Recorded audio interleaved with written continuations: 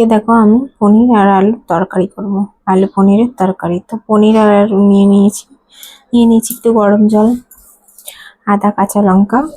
এবার গরম জলটাতে নুন, পরিমাণ মতন হলুদ 1 চামচ, জিরের গুঁড়ো 1 চামচ, লঙ্কার গুঁড়ো 1 চামচ আর ধনে গুঁড়ো সামান্য দিয়ে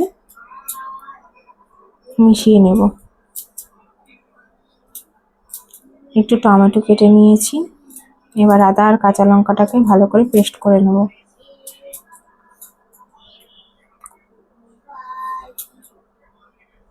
দেখো পেস্ট করে নিয়েছি। এবার কড়াইতে তেল গরম করব।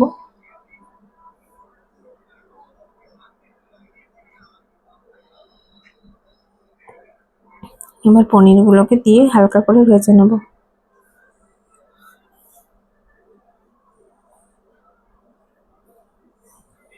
দেখো পনিরগুলো হালকা করে ভাজা হয়ে গেছে। এবার এটাকে নামিয়ে নেব।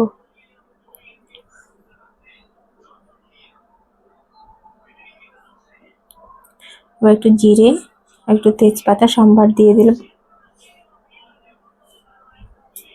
তারপরে আলুগুলোকে ছেড়ে দিলাম, দিয়ে হালকা করে নুন হলুদ দিয়ে ভেজে নেব। আলু একটু ভাজা না হলে ভালো লাগে না, হালকা করে ভেজে নেব আর কি। দেখো আমার হালকা করে আলুটা ভাজা হয়ে গেছে। এবার একটু আদা বাটা দিয়ে দেব, আদা আর কাঁচা লঙ্কা বাটাটা দিয়ে হালকা নাড়িয়ে মশলাটা দিয়ে দেব। লঙ্কা, গরম জলে যে গুলিয়ে রেখেছিলাম মশলাটা, ওটা দিয়ে দেব।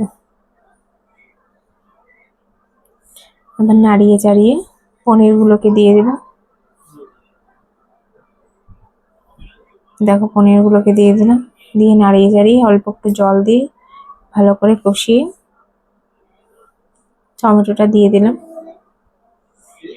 কষিয়ে এবার জল দিয়ে ভালো করে মিশিয়ে ঢাকা দিয়ে দেবো।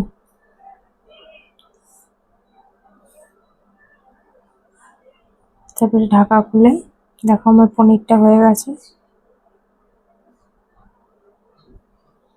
এবার একটু গরম মশলা ছড়িয়ে দেবো উপর দিয়ে। তোমরাও বাড়িতে বানিয়ে খেও।